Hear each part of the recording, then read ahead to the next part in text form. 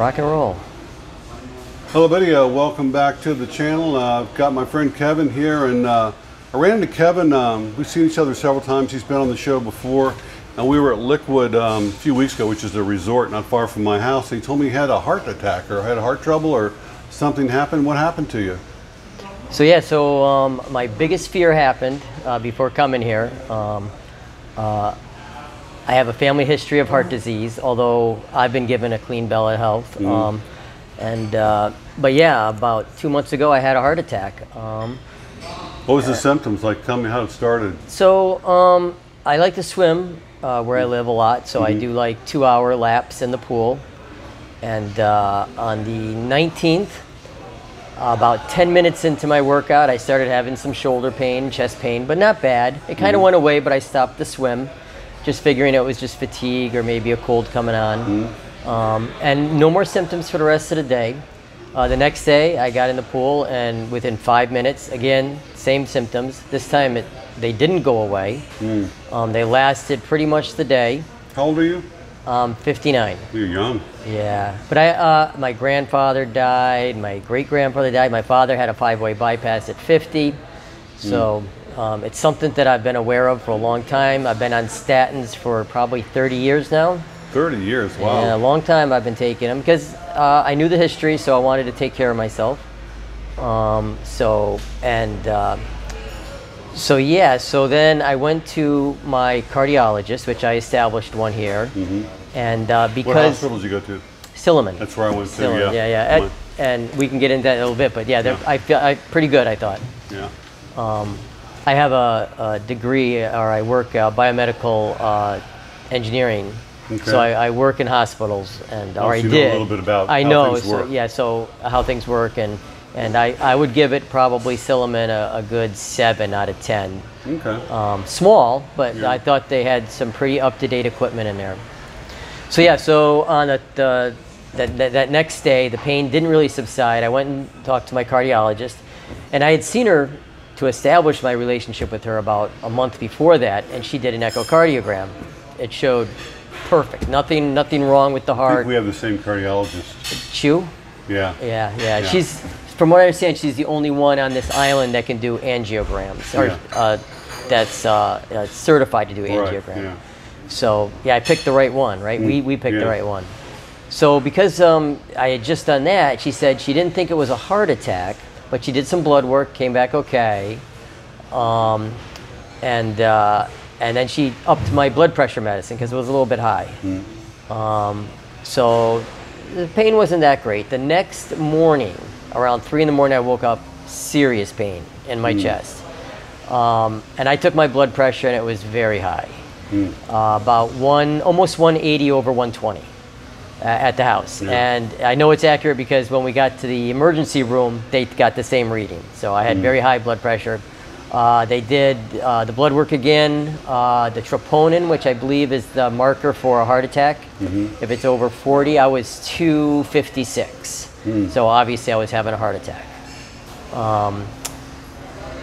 Of the entire Silliman process, the first couple hours was the worst because they were filled. They had a lot of accidents that day, I guess. So what time of day was this that you were in there? In the morning, because it had happened 3 in the morning, and then we went at 7 a.m. My fiance took me. And so I sat in a hallway on a stretcher for a good 3-4 hours before I got moved into. They came, they took my blood pressure and all that stuff, but did they ask for money up front? They did not at that point. They did not. And I had anticipated that before I came here. I knew the stories, so those travel packs that you can put around your neck, you put your passport. I've been building up to about 40,000 and storing it in my closet. So, and I told my fiance, 34,000 pesos. Pesos. If there's ever an emergency, grab that because we might need it, and a credit card, a blank credit card. So, so we had that. Once I got to the ICU. First out of the hallway, which was not great, but then they brought me to the emergency room once they had a bed. At that point, the care was phenomenal. They immediately gave me morphine, they gave me blood thinners, they hooked me up to everything. I had around-the-clock care for the 8 hours I was in the ER. There was always a nurse there. They were watching me constantly. As soon as the bed opened in the ICU, they moved me up there. Again, fantastic private room, round-the-clock care with one nurse, one room, one patient, basically. Wow. So getting 3 meals a day, lots of medication, and they did another echocardiogram. They did an angiogram. Oh. They did a chest X-ray. They did a 24-hour blood or heart monitor. So I mean, you're hooked up to the. Still, you haven't paid anything? Not until halfway through the ICU they came down and we had to pay 100,000 pesos. I put it on the credit card, or my fiance did. It's like what, $2,000, right? Yeah, somewhere around there. So 5 days in the ICU, 1 day in the emergency room, and 2 days in a private room. And all the medication while I was there, it came to about just under 3,000. God, that's cheap. It would have been 1 day would have been that in America. Easily. So, and I thought the care was good, and that included the echocardiogram and the angiogram, where they went through my wrist, and they knocked me out, and then they injected some dye, and then they I've took had pictures. 2 of those, but they went through my groin. Yeah, well, they shaved me down there just in case, but they prefer to go through here if they can. That It must be the depends new on way, yeah. It depends on the size of your wrist and your arteries and stuff like that. So they prefer to go through the wrist now. Huh. And so the angiogram showed that I had what's called as a SCAD heart attack, so a spontaneous cardiac artery dissection. Not cholesterol at all.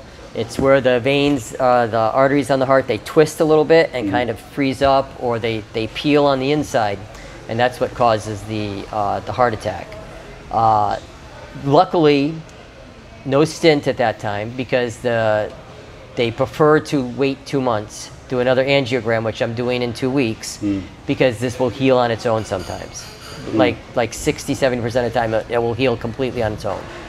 If not, then I'll get a stint. So you're perfectly happy with the treatment you got here in the Philippines? Extremely happy. It was my biggest issue so good moving to hear this, here. It really is. A lot of guys are nervous about coming here. So what if I get sick, and what if this happens? Exactly. So I kind of, like I said, I looked into this. I've been saving money, so I've got emergency cash. I'm self-insuring myself, basically.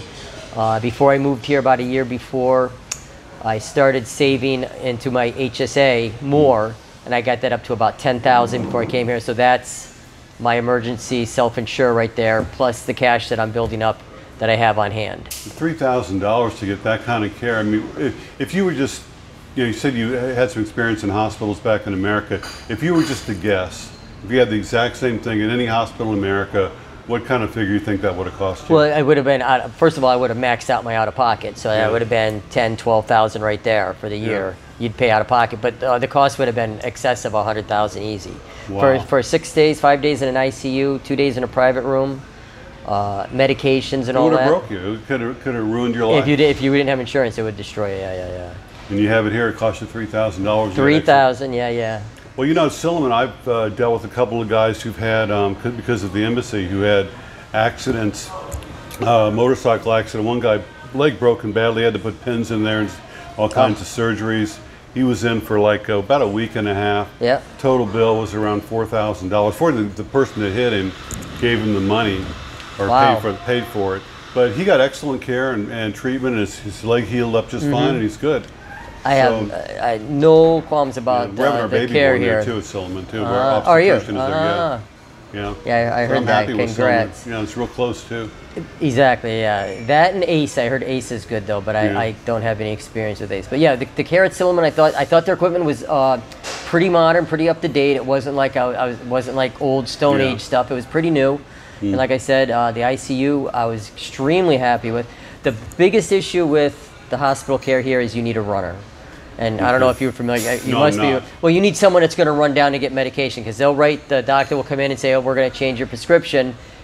You have to go down to the pharmacy and get it and bring it back up, and then they'll give it to you. Yeah. So you'll bring the medicine up, they'll separate it, and then they'll give you the medicine. Even the IV bags. You have to go down and get that too. How about the food? Do they charge you for that?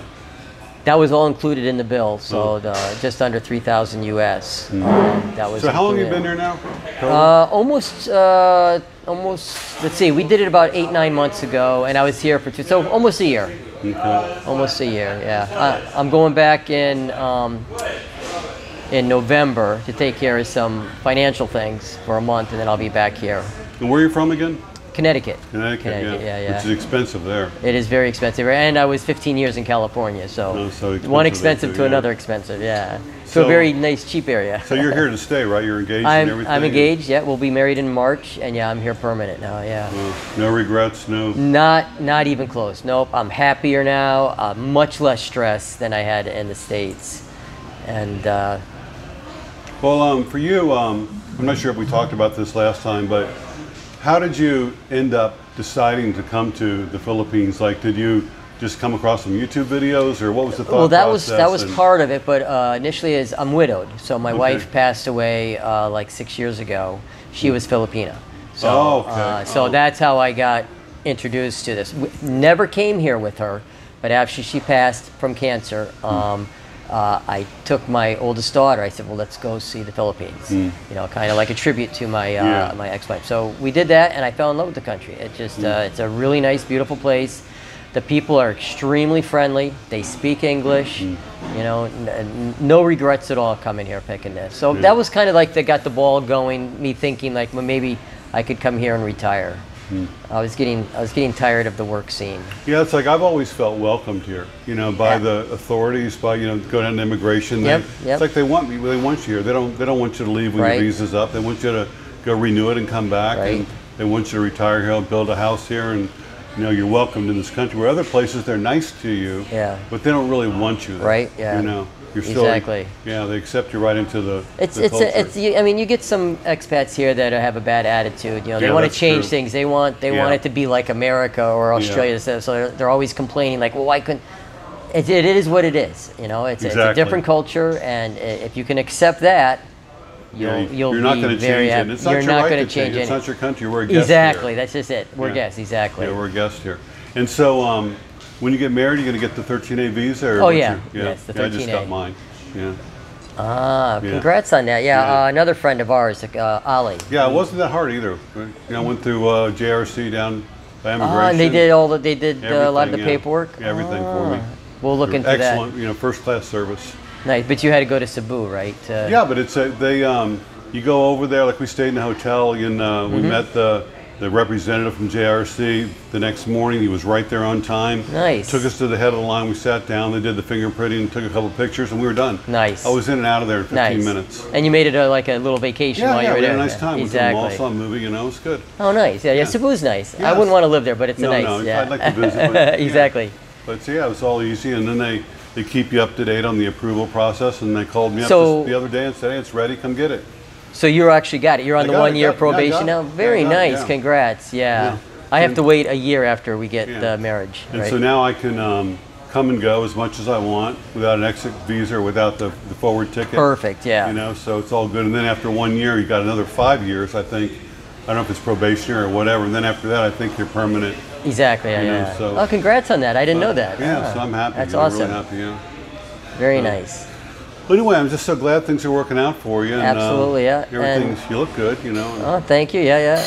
I just, when we talked earlier, I thought it might be useful information for it, because that was my biggest fear coming here, like the medical, what do I do? So the care here is, I think, top notch. Yeah, and the most important thing, it's not going to bankrupt you. And it's not going to have a few thousand set aside, self-insured. I mean, 10 would probably be a better number to get to. Yeah.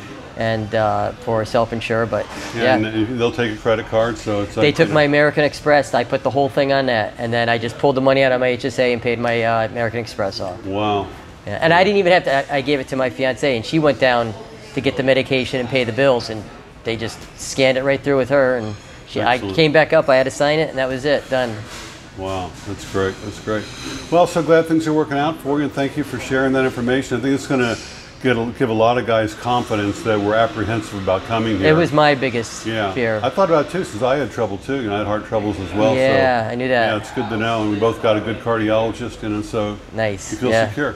All right, everybody, thanks for watching. Thanks for subscribing. We'll see you next time. Bye.